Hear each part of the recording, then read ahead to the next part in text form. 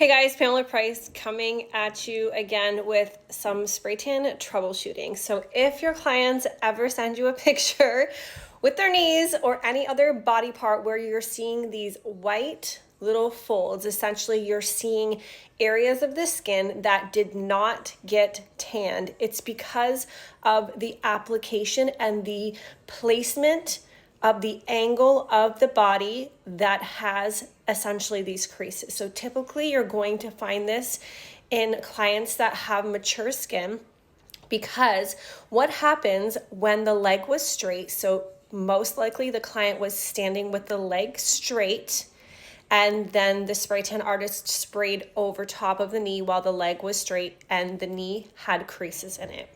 So one way to prevent this from happening is to understand the body positions when doing your spray tan to ensure that there's never any folds or creases in the skin. So there's a variety of different ways that you can have the clients position their bodies to ensure that all of these creased or folded areas are completely open. Okay, so for example, with the knees, which is one of the most common areas that you're going to experience this in, you're going to want to, instead of if you're doing a vertical spray, which means top to bottom, you're going to be doing the legs. Okay, so starting at, for example, the underwear line down to the ankle. Typically you're going to do 2 to 3 passes down in order to cover the leg. So what I suggest that you do is only spray the top portion of the leg, skip the knee, and then spray the bottom portion of the leg. Then what you want to do is have your clients bend into essentially a sumo squat, okay? A nice deep squat so that the knee is rounded and fully open, similar to this bent knee position. Then you can spray the knee.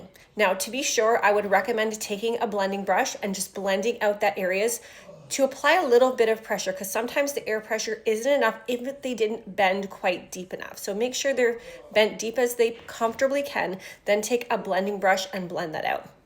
Now, if the damage is already done, what I want you to do is have them gently exfoliate the knee, and then they're going to use a gradual tanner to touch up. Now, if you do have time and you're able to, I would recommend you actually have them come back in and you can do this yourself. So you can do an exfoliation treatment with a disposable exfoliation glove, and then you can actually go in with an airbrush gun or even a makeup brush and apply that solution right into those areas. And then you're going to set this all dry, blend it out, and send them on their way. So make sure you're understanding the client's needs based on their specific body type and looking at their body, and not just doing a one position fits all, because that just does not work. You should be customizing your application technique and the client's body position in order to ensure every body type gets a perfect spray tan. If you guys have any questions about spray tanning, troubleshooting, looking to learn how to spray tan, slide into my DMs.